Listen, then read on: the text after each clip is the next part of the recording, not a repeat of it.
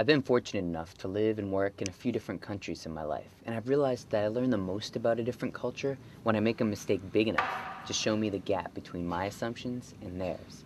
So that's become my focus, the gap. Not how to bridge it, but how to amplify it, learn from it. We're almost entirely made of gaps. I mean, we're more gap than matter. Did you know that when you touch something, what you're really touching is just the periphery of that spinning electron? It's all empty inside. I didn't know that. So I made this animation out of wood that shows how we are always fooled, how we can never reach that gap. I made it out of wood with hand-cranked gears so you can see and feel that inevitable cycle, and you've got the wood there, the matter, to prove it. I realized I could use the mechanism of the animation to prove the animation's point, something I lose in the black box of digital animations.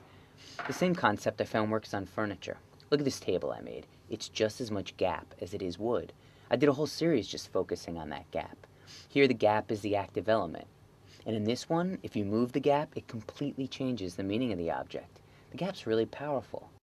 I also played with the idea of crafting conceptual gaps, like this shelf of repurposed terms.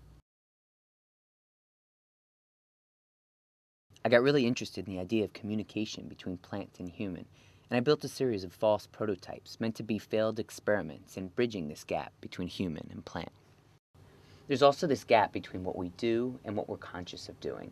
Think about breathing on a plant. When you breathe on that plant, you exchange carbon dioxide and oxygen with that plant. But what else is in that breath?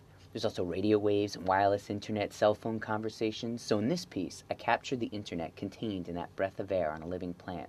I took a plant, connected a breath sensor to it, and hooked it to the wireless internet. Now breathing on that plant allows you to see the wireless network traffic passing through the air contained in that breath.